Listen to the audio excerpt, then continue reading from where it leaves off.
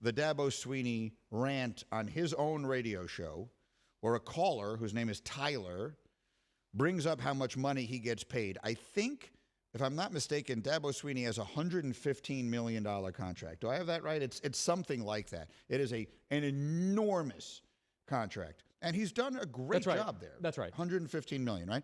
Look, he's done a great job there. He's not one of my favorite people, but that has nothing. You got to give credit where it's due.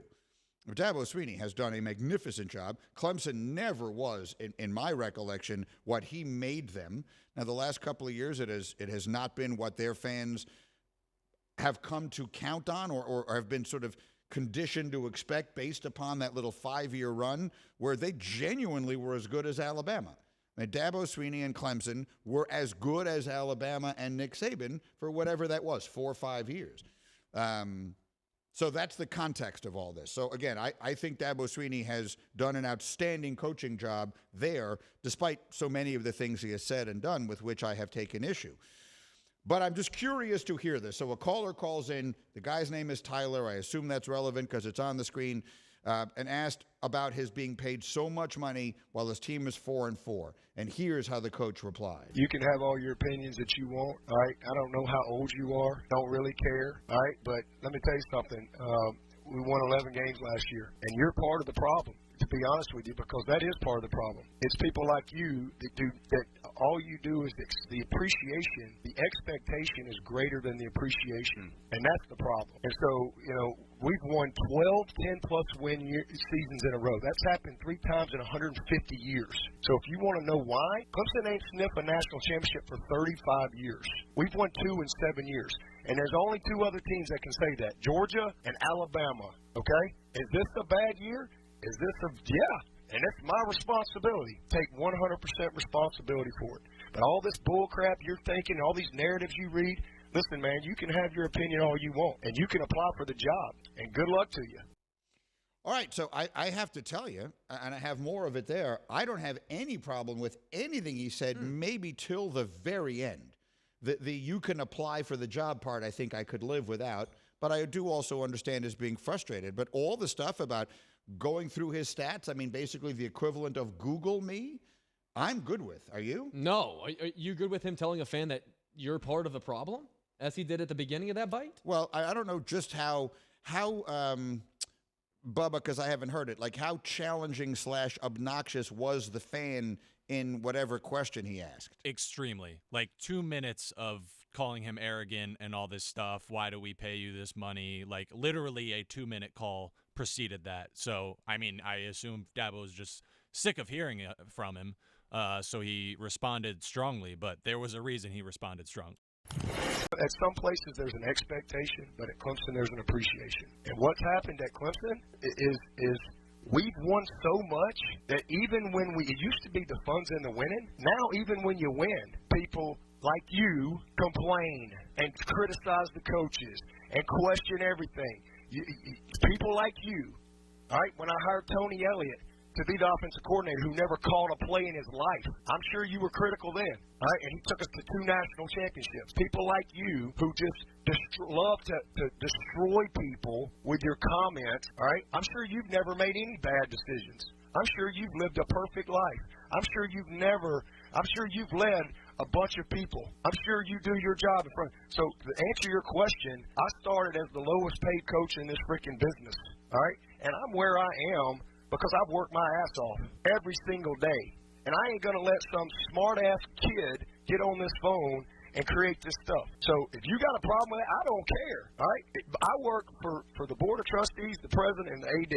And if they're tired of me leading this program, all they got to do is let me know. I'll go somewhere else where there is an appreciation. All right, so that took a turn. I still am largely on his side. There's stuff in that I don't like, but I think I get most of it. You seem much more skeptical than me. Yeah, this is part of the job, is to, if you're going to earn $115 million over 10 years, is to absorb the slings and arrows when you lose too. So Clemson's lost 7 of their last 14 games dating to last season. They had lost 7 of their previous 70 games. So there was a moment in time when it was Clemson and Alabama as the sort of, cities on a hill in college football, and that time has long since passed Clemson. I don't think it is unreasonable for people to call in on that show and say, what's going on, coach? Because right now we live in a world of NIL, and Clemson doesn't do any of that. Like, he's talking exclusively in the past tense. And that's something that Nick Saban would never do. Nick Saban would never speak in the past tense about the lack of success that he is having now. And Nick Saban would also never fail to adjust in the ways that Dabo has failed to adjust, because that's what makes great people great. So the second part of that I totally agree with. The first part of it, we have certainly heard Nick Saban blow up at this, that, or the other thing many times. Here's the one thing I will say. The part of that I really related to the most, I will give you a personal story, not having anything to do with me except that I was there to witness it.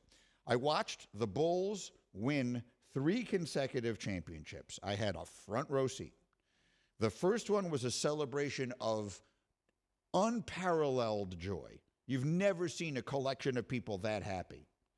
The second one was joy mixed with relief. Thank goodness we did it again. The third one was mostly relief mixed with thank God that's over. The pressure of it, the expectation does exceed the appreciation. It does. It does internally and externally. You think the fans are spoiled? You're damn right they're spoiled, because they have come to expect that. You have given them that. And so I understand him saying, you do realize that no one in the 100-year history of this place ever did for you what I did for you. And now you're turning your back on me pretty quickly. Now, I don't like the way he said parts of that. There are parts of that would put me off. But by and large, he created the standard that he's now failing to live up to. That is complicated. The thing that you said that I thoroughly agree with is this is the job. Like, hearing from unrealistic fans, unrealistic expectations, having them, don't have a call-in radio show if you don't want to let people call in and say what they say. Now, he doesn't have to allow himself to be completely personally attacked. My first year in working for the sports radio station in Chicago, Mike Ditka did the call-in show on our station. I most certainly was not on the air, but I was one of the people who would screen the calls. And a guy called in and asked him a question that was much less challenging. I don't even remember what the question was anymore. And I'm going to quote this now. I apologize in advance for the language, but I have to use it to quote him because the story doesn't work without my telling you accurately what he said. Mike Ditka said, listen, whatever, I forget what his name was. He said, my address is 250 North Washington. And if you want to talk about this, you come down here anytime. You name the time, and you come down here, and I will whip your ass. Mike Ditka said that. We actually created a bit. We had a feature called that on the radio station for years, and they may still do it for all I know.